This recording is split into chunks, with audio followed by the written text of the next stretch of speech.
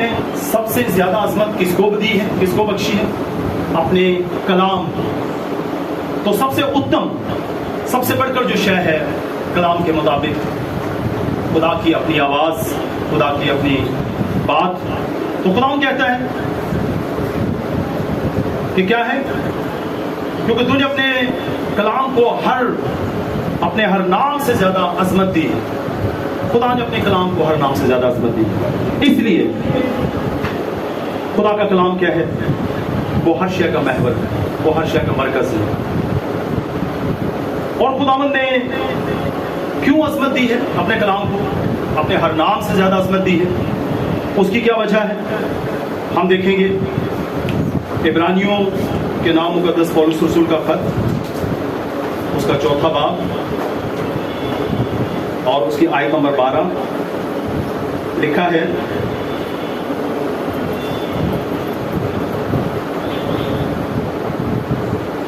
جی عبرانیوں کا خط 4 باب اور اس کی 12ویں آیت میں لکھا ہے,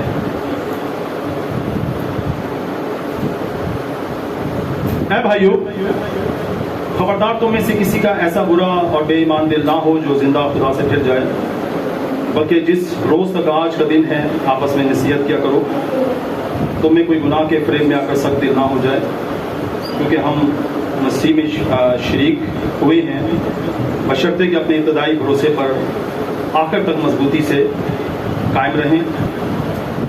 ہاللیلویا. اور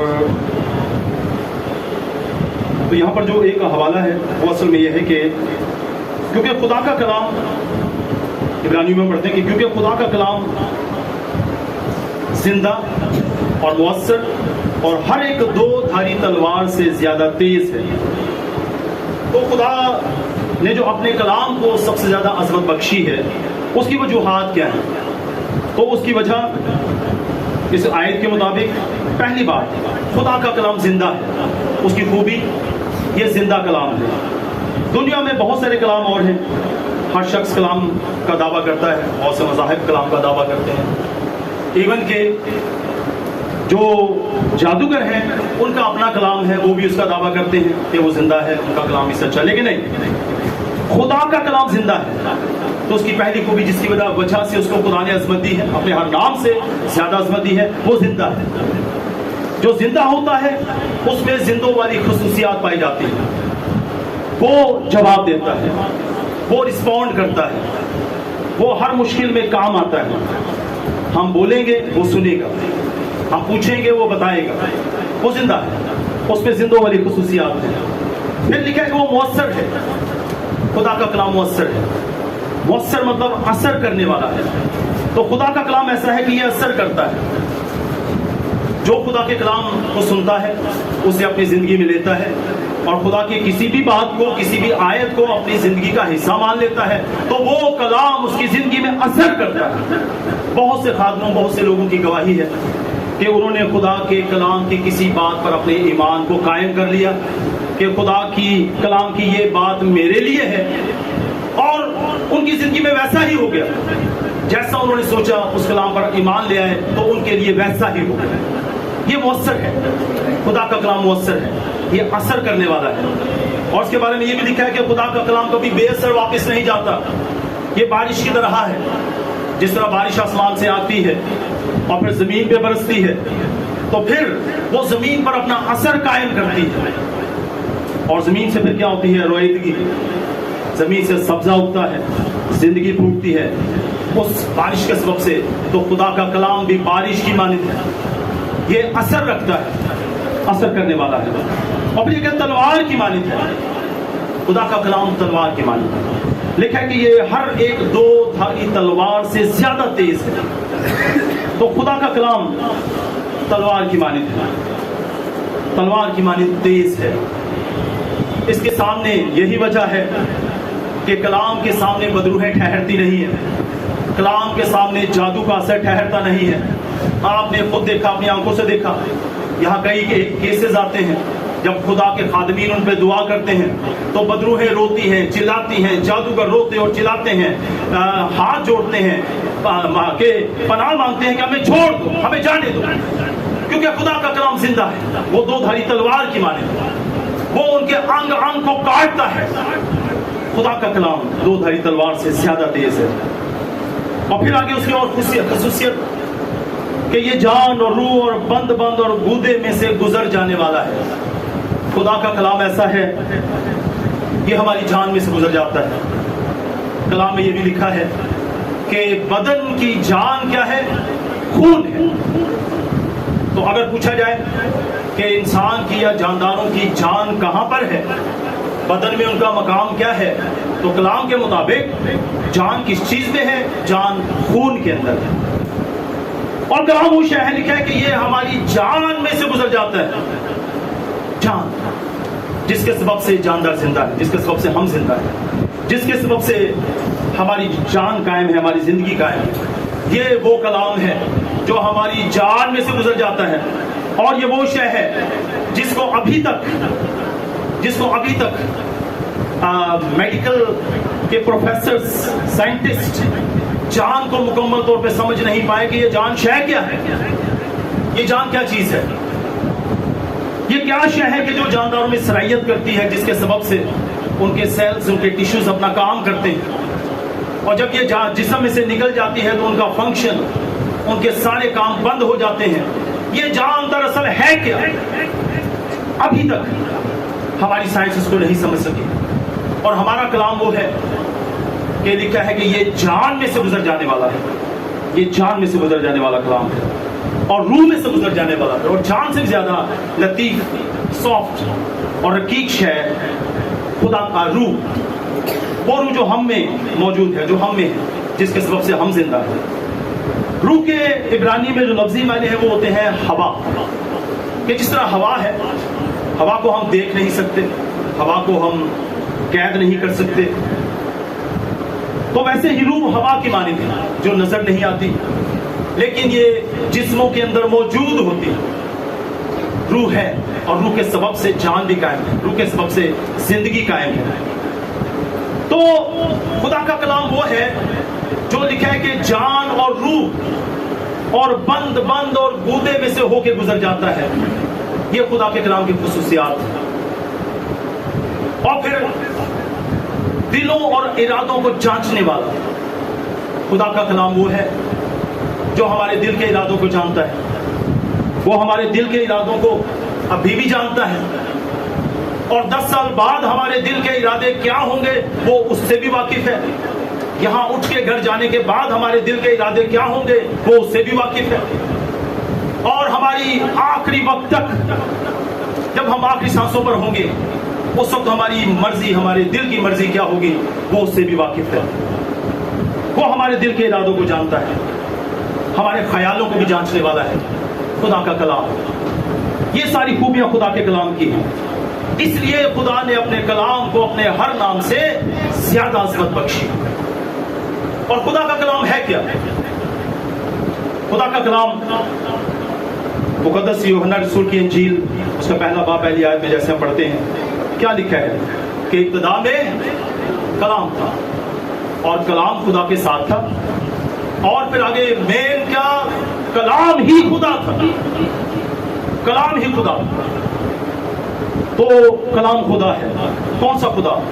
جسے ہم یسوع مسیح کہتے ہیں، میرا اور آپ کا نجات دینے والا، جس نے میرے اور آپ کے لیے جان دی ہے، یہ وہ ہے، اسے ہم کلام کہتے ہیں۔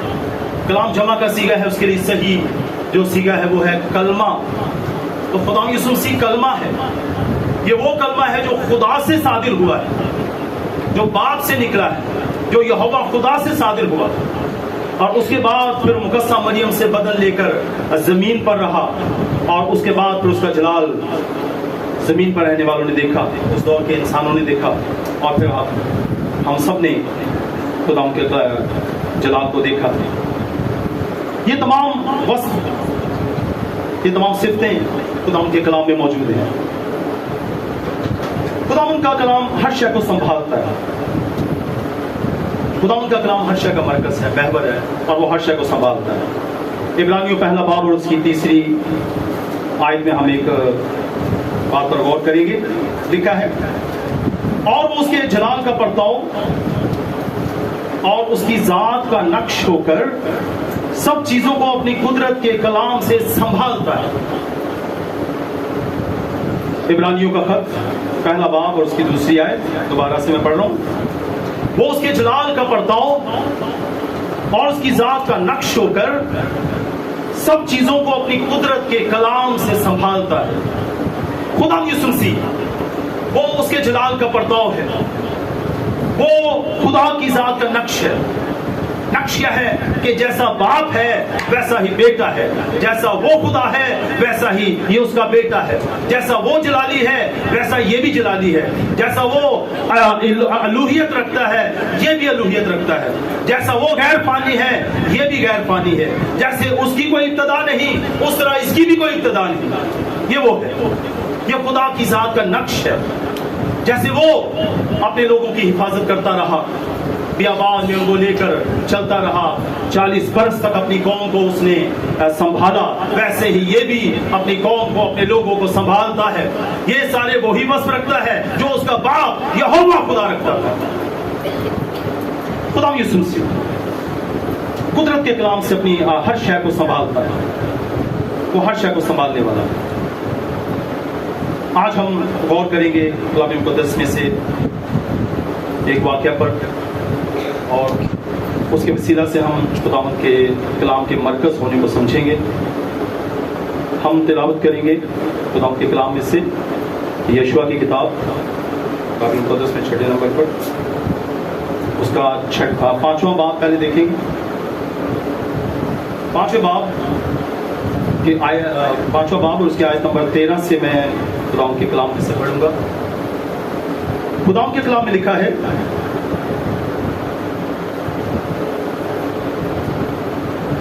اور جب یشوع یریحو کے قریب نزدیک تھا تو اس نے اپنی آنکھیں اٹھائیں اور کیا دیکھا کہ اس کے مقابل ایک شخص ہاتھ میں ننگی تلوار لیے کھڑا ہے، اور یشوع نے اس کے پاس جا کر اس سے کہا، تو ہماری طرف ہے یا ہمارے دشمنوں کی طرف؟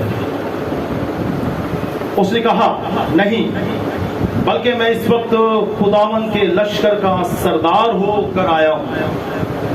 تو وہ شخص کیا کہتا ہے، میں کیا ہوں؟ اس نے کہا، اس وقت میں خداوند کے لشکر کا سردار ہو کر آیا ہوں، خداوند کے لشکر کا سردار۔ تب یشوع نے زمین پر سرنگو ہو کر سجدہ کیا اور کہا، میرے مالک کا اپنے خادم سے کیا ارشاد ہے؟ اور خداوند کے لشکر کے سردار نے یشوع سے کہا کہ تو اپنے پاؤں سے اپنی جوتی اتار دے، کیونکہ یہ جگہ جہاں تو کھڑا ہے مقدس ہے۔ سو یشوع نے ایسا ہی کیا۔ ہاللیلویا۔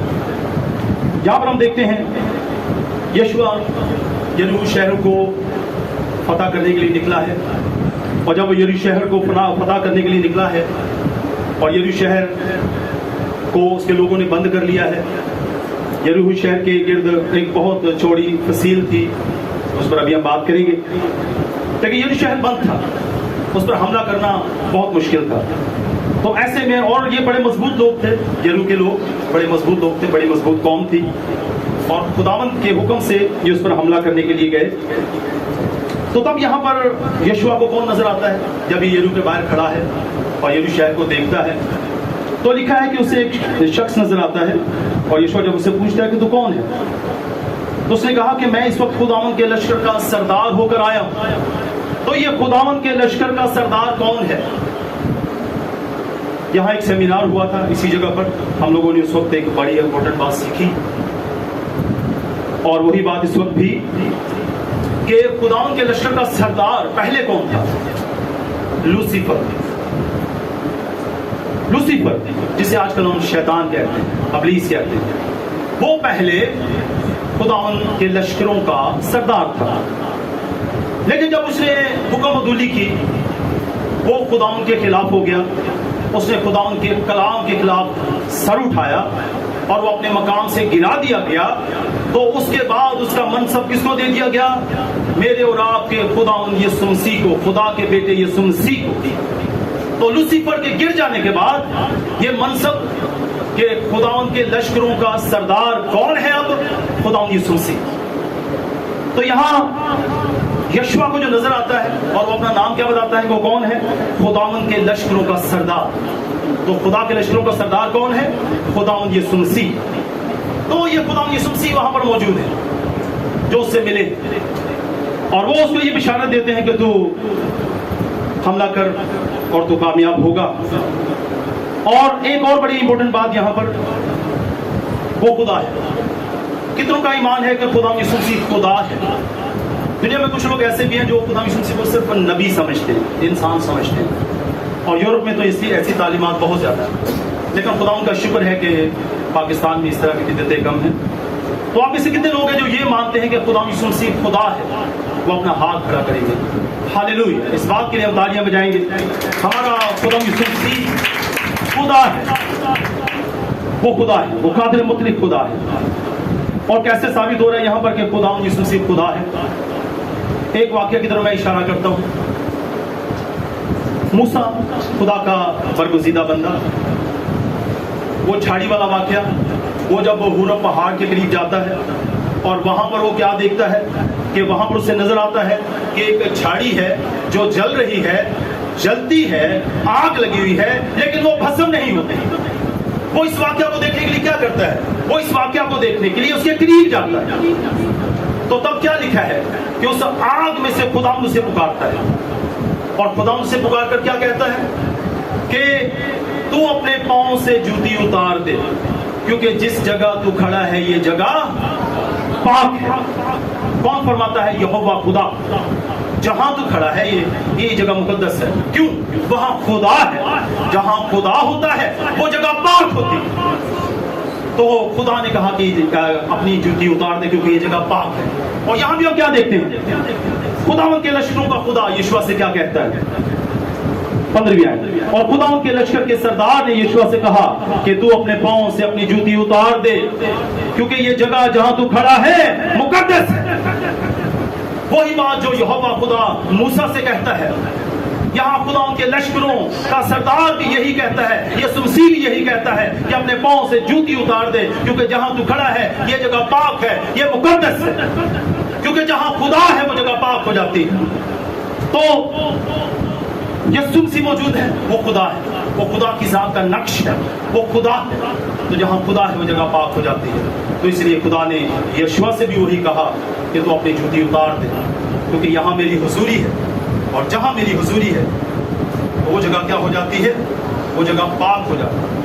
हालेलुया। आगे हम थोड़ा बढ़ते हैं जी। आगे लिखा है 6ठा बाब उसकी पहली आयत।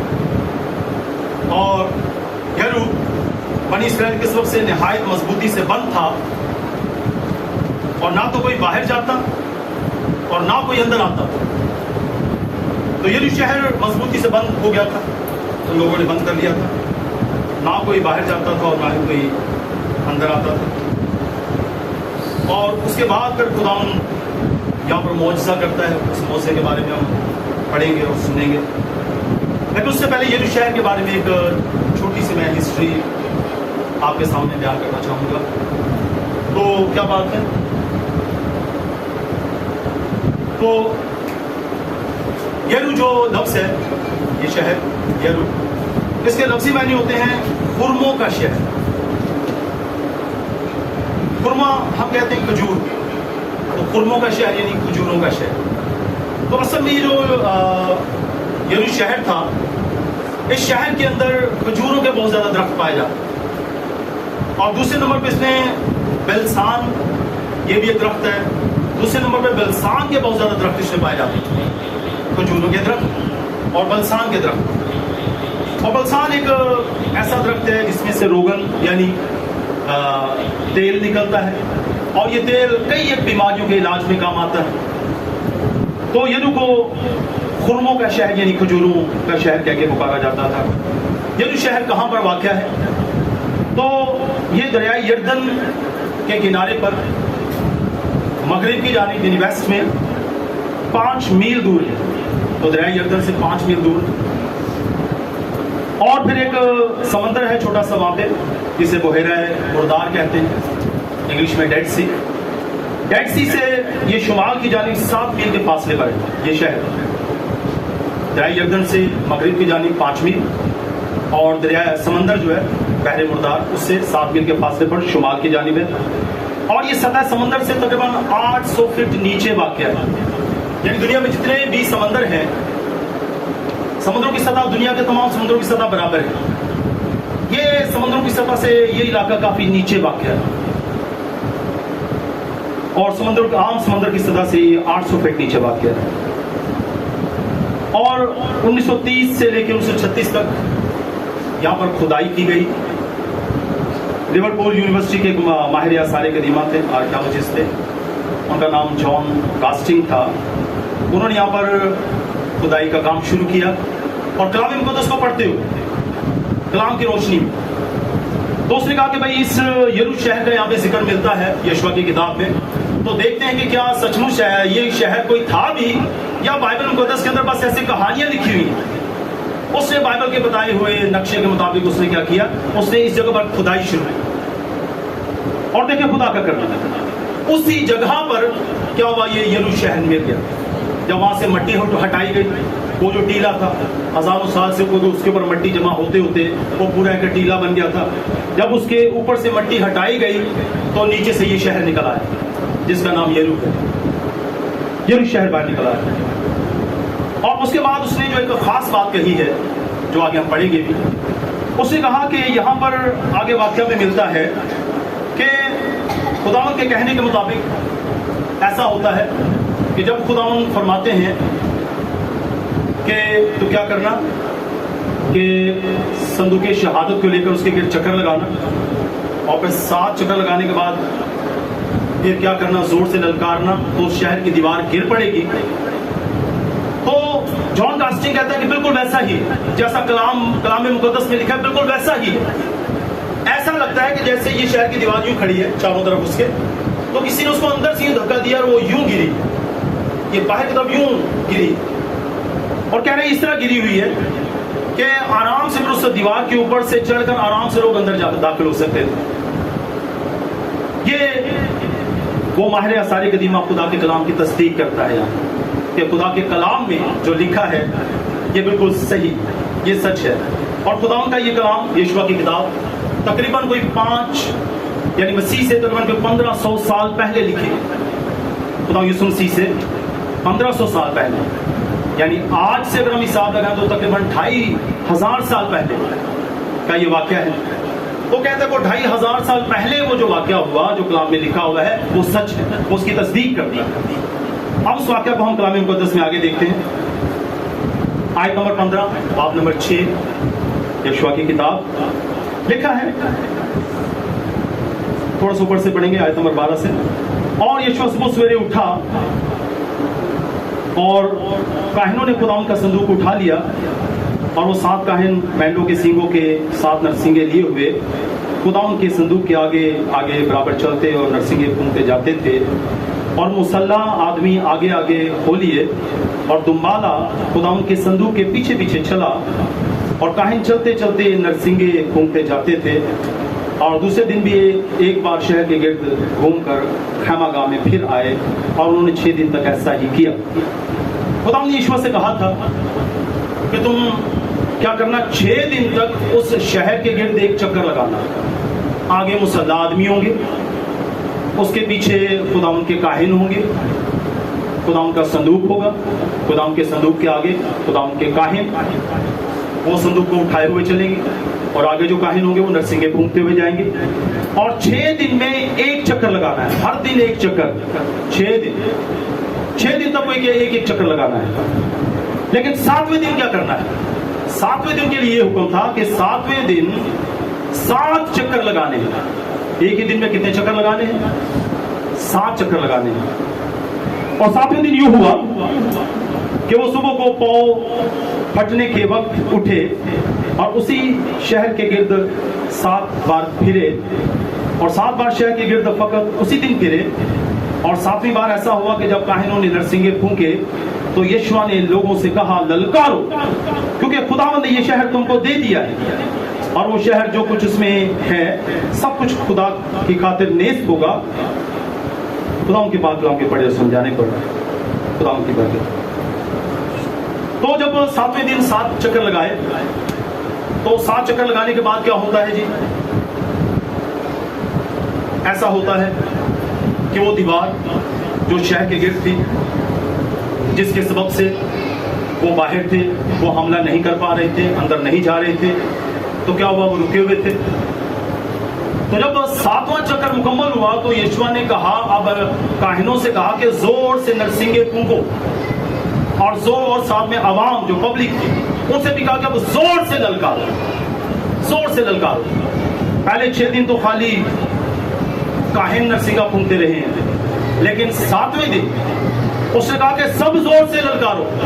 और जब सब ने जोर से ललकारा तो क्या होता है? तो ऐसा होता है कि उससे शहर की दीवार, और इस दीवार के बारे में एक बात मैं आपको बताना चाह रहा था, वो ये है कि ये कोई छोटी सी दीवार नहीं थी, ये जैसे हम अपने घरों की दीवारें बनाते हैं, ये कोई इस तरह की छोटी मोटी दीवार नहीं थी शहर की गिर्द। ये दीवार, मेरा ख्याल है कि ये जहाँ बैठी चर्च के अंदर, इससे ज्यादा इसकी चौड़ाई थी, इसलिए क्योंकि उस दीवार के ऊपर, उस फसील के ऊपर लोगों के घर भी मौजूद थे। वो इतनी बड़ी दीवार थी कि उसके ऊपर लोगों के घर भी थे। तो एक वो औरत राहब, जिसने खुदाउन के लोगों की रहनुमाई की थी, उसका घर भी उसी फसील के ऊपर मौजूद था। वो कोई छोटी मोटी दीवार नहीं थी, ज्यादा चौड़ाई उसमें। कोई आप समझ लें कि 10 से 12 फीट तक हो सकता है इसकी चौड़ाई हो सकती है। इतनी मोटी दीवार शहर को महफूज करने के लिए उन्होंने बनाई हुई थी। लेकिन क्या होता है, जब वो खुदा के लोग, खुदा के बंदे जब जोर से पुकारते हैं, नरसिंगों की आवाज आती है, और खुदा के लोग जब ललकारते हैं, तो क्या होता है? खुदा की कुदरत अपना काम करती है, और वो दीवार जो इतनी मोटी दीवार है वो गिर पड़ती है, बाहर की तरफ गिर पड़ती है।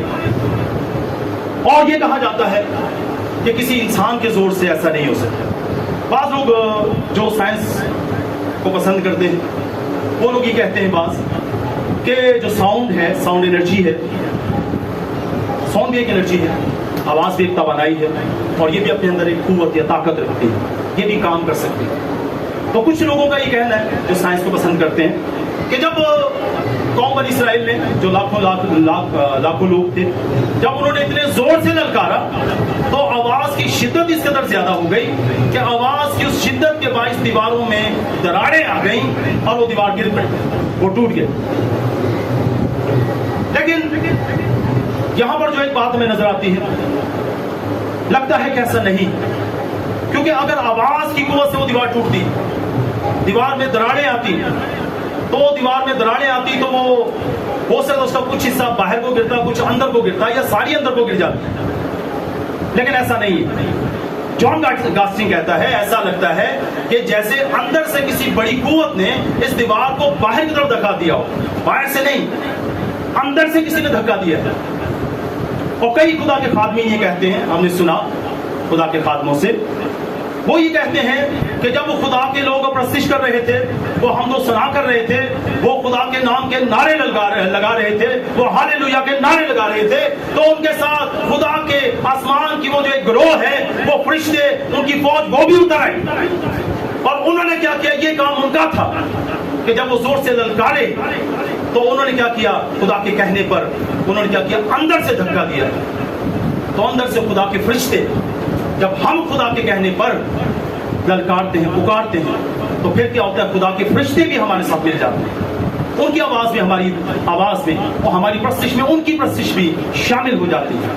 तो ये उन फरिश्तों का काम है जिन्होंने अंदर से उस दीवार को धक्का दिया और वो मुकम्मल तौर पे क्या हो गई?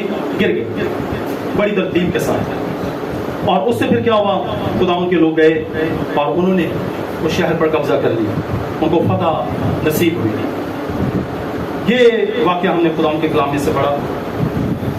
अब हम थोड़ा सा गौर करेंगे कि इसमें से खुदा हमें क्या रूहानी सबक देता है, इस वाकया से हम क्या रूहानी सबक सीखते हैं।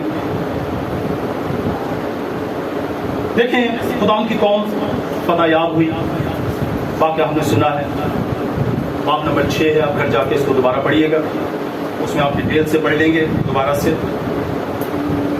खुदा के लोग फतहयाब हुए हैं, लेकिन उस वक्त तक ये फतहयाब नहीं हुए हैं जब तक वो मजबूत दीवार नहीं गिरी। फतह कब मिली? جب یرو کی دیواریں گری ہیں، یرو کی دیواریں مسمار ہونے کے بعد، گرنے کے بعد پھر فتح، اس سے پہلے نہیں ہوئی۔ تو ہم فتح کیسے پا سکتے ہیں؟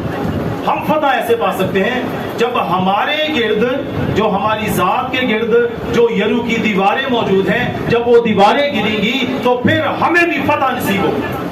ہم دیکھتے ہیں کہ ہماری زندگیاں بھی بڑی کمزور ہیں، ہمارے حالات تبدیل نہیں ہوتے، ہمیں شفا نہیں ملتی، ہمارے حالات دن بدن بگڑتے جاتے ہیں۔ ہم جو کچھ خدا سے صدیوں سے مانگ رہے ہیں، عمر گزر گئی، وقت گزر گیا، لیکن نہیں ہو پا رہا۔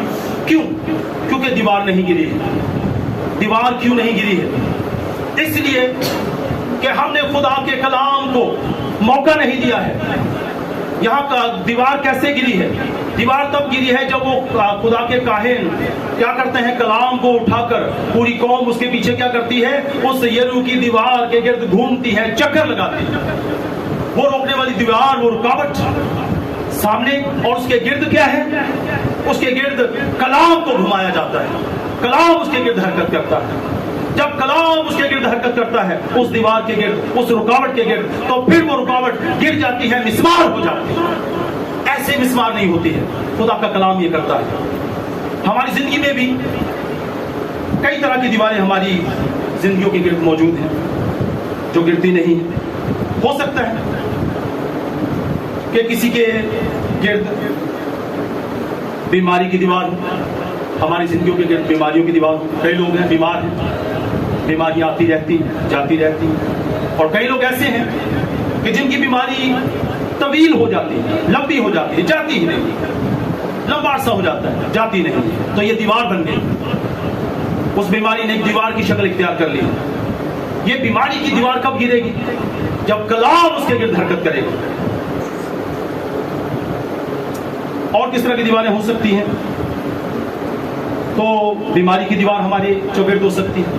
ہو سکتا ہے ہمارے گرد بے روزگاری کی دیوار ہو، ایک عرصہ گزر گیا، ہمیں روزگاری نہیں مل رہا، ہمارا کاروبار ہی سیٹ نہیں ہو رہا ہے، یہ بھی ایک دیوار ہے، ایک رکاوٹ ہے۔ ہو سکتا ہے بدروحوں کے قبضہ میں ہو ہم، یہ بدروحوں کا قبضہ، یہ بھی ایک مضبوط دیوار ہے جو ہماری روحوں، ہماری زندگیوں کی گرد اپنا حصار قائم کر لیتی ہے اور گرتی نہیں ہے۔ تو اگر بدروحوں کے قبضے میں ہے تو پھر تو بڑی مضبوط دیوار ہمارے چوگرد ہے، ایک یہ دیوار ہے۔ پھر ہو سکتا ہے ہم مایوس اور پریشان ہوں، ہماری زندگی سے مایوسی اور پریشانی نہیں جاتی ہے، ہم ہر وقت پریشان رہتے ہیں، ہمیں سمجھ ہی نہیں آتی کہ ہم کیا کریں، ہمارے حالات نہیں بدلتے، پریشان ہے، ڈپریشن کا شکار ہے۔ اور خاندانوں میں جدائی کی بھی ایک دیوار ہو سکتی ہے۔ خاندانوں میں جدائیاں ہو چکی ہیں، آج کل آپ دیکھتے ہیں بہت سارے لوگ ملنا پسند نہیں کرتے، خاندانوں میں جدائی کی دیوار قائم ہو سکتی ہے۔ بعض لوگوں، نوجوان بیٹھے ہیں، ہو سکتا ہے کسی کی تعلیم کی راہ میں رکاوٹ پیدا ہو گئی ہو، ایسی رکاوٹ پیدا ہو گئی کہ وہ تعلیم کا سلسلہ اب رک گیا ہے، اب آگے بڑھتا ہی نہیں ہے، تعلیم کی راہ میں رکاوٹ پیدا ہو گئی، ایک دیوار بن گئی۔ ہو سکتا ہے کسی کی جاب لگی ہوئی ہے لیکن ایک عرصہ گزر گیا، اس کی ترقی نہیں ہوتی، پروموشن نہیں ہو رہا، ایک دیوار بن گئی۔ ہو سکتا ہے خاندان کے کچھ لوگوں میں نشے کی عادت پیدا ہو گئی ہو، یا اس کے علاوہ کچھ اور بری عادتیں پیدا ہو گئی ہوں، دیوار بن گئی، یہ بھی دیوار ہے۔ اور ہو سکتا ہے کہ کسی کے گرد بے وقوفی کی دیوار ہو، کم عقلی کی دیوار ہو، حکمت نہیں، کم عقلی ہے، بے وقوفی ہے، مختلف معاملات میں بے وقوفیاں کر جاتے ہیں، بے وقوفی کی دیوار۔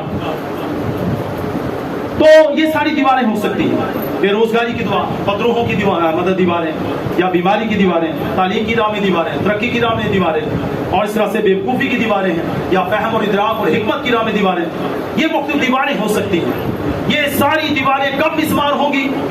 یہ اسی وقت مسمار ہوگی جب کیا ہوگا، جب ہم خدا کے کلام کو، جب اس کلام کو ہم کیا کریں گے، ان دیواروں کے چوگرد حرکت دیں گے، ان کے گرد گھمائیں گے، 6 دن ہم اس کو حرکت دیں گے، اور 7ویں دن یعنی سبت کے دن، سنڈے کے دن ہم خدا کے کلام کے، خدا کے گھر میں آ کر ہم پھر کیا کریں، پھر ہم کئی گھنٹے تک ہم اس کی پرستش کریں گے، للکاریں گے، تو پھر یہ دیواریں دیکھیں، پھر یہ دیواریں گر جاتی ہیں، پھر یہ دیواریں نہیں رہی، پھر یہ دیواریں آپ کے سامنے کچھ نہیں ہوگی، پھر خدا ان کا کلام کو گرا دے گا۔ ایسا تب ہوگا کہ جب ہم خدا ان کے کلام کو پڑھنے والے ہوں، خدا ان کے کلام کو سننے والے ہوں گے، اس پر عمل کرنے والے ہوں گے۔ آئیے ہم اپنی آنکھوں کو بند کریں۔ ہاللیلویا، ہاللیلویا، ہاللیلویا، تیرا شکر ہو، تیری ستائش۔ ہم کلام پاک کے لیے دعا کریں گے۔